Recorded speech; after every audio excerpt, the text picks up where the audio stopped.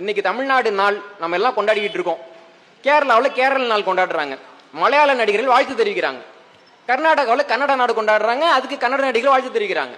ஆந்திராவில் வந்துட்டு பாத்தீங்கன்னா அவங்க ஆந்திர நாள் கொண்டாடுறாங்க, தெலுங்கு நடிகர்கள் வாழ்த்து தெரிவிக்கிறாங்க. தமிழ்நாடு நாள் நம்ம கொண்டாடுறோம், ஒருத்தவங்க கூட வாழ்த்து தெரிவிக்கல. ஒருத்தவங்க கூட வாழ்த்து தெரிவிக்கலங்க. ஏன்னா இங்க இருக்கிறது வந்துட்டு கேரளாவில் இருக்கிறது கேரள நடிகர் சங்கம், கர்நாடகாவில் இருக்கிறது கர்நாடக நடிகர் சங்கம், ஆந்திராவில் இருக்கிறது தெலுங்கு நடிகர் சங்கம், தமிழ்நாட்டில் இருக்கிறது தென்னிந்திய நடிகர் சங்கம். தமிழ்நாடுன்னு ஒரு பேர் எதுக்கு வச்சோம்? அமைப்புகளுக்கெல்லாம் வைக்கிறதுக்கு தானே. கர்நாடக போக்குவரத்து கழகம், ஆந்திர போக்குவரத்து கழகம், நமக்கு மட்டும் அரசு போக்குவரத்து கழகம். ஏன் தமிழ்நாடுன்னு சொல்றதுக்கு உங்களுக்கு எங்க வலிக்குது இல்லைங்களா? அப்ப இப்படிப்பட்ட ஒரு மோசமான நாள்ல இன்னைக்கு இருந்துகிட்டு இருக்கோம். இன்னைக்கு என்ன சொல்றாங்கன்னா, நாங்கள் தமிழ்நாட்டுக்கு 1967 ஆண்டுல தான் பேர் வச்சோம், அதனால அன்னைக்கு தான் தமிழ்நாடு நாள்ன்றாங்க. நீ சிந்திச்சு பாருங்க, இவங்களா நமக்கு பேர் வச்சாங்க?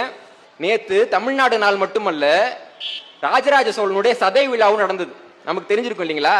அந்த ராஜராஜ சோழன் தனது திருக்கோவிலூர் கல்வெட்டுல தன்னை எப்படி குறிப்பிட்டார்னா, தன் தமிழ் நாடன் ராஜராஜ சோழன் என்று தன்னை குறிப்பிட்டுக் கொள்கிறார்.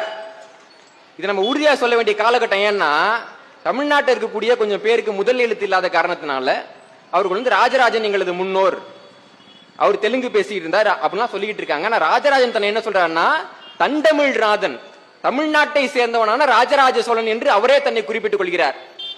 13வது நூற்றாண்டுல பல்லவ மரபுல வந்து காடவர் கோன் ஆட்சி செய்யறார். அவர் என்ன சொல்றாருன்னா, அவருடைய பட்ட பெயர் என்ன தெரியுமா? தமிழ்நாடு காத்த பெருமாள். யாருக்கு யாரா பேர் வைக்கிறது? யாருக்கு யார் பேர் வைக்கிறது? இந்த இந்தியாவில் இருக்கக்கூடிய ஒவ்வொரு மொழியையும் அந்த மக்கள் வந்து என்ன சொல்லுவாங்கன்னா பாஷைன்னு சொல்லுவாங்க.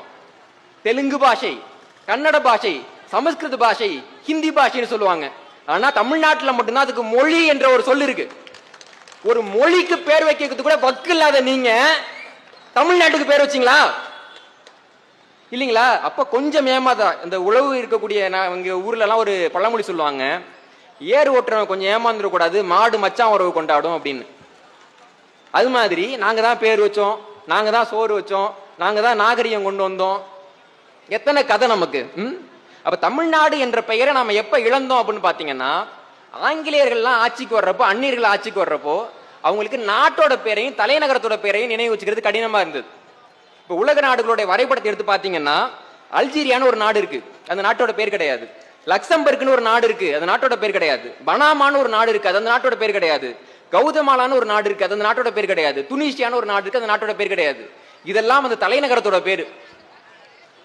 இவங்க என்ன பண்றாங்கன்னா, தலைநகரத்து பேரை தூக்கி நாட்டுக்கு வச்சிடறாங்க.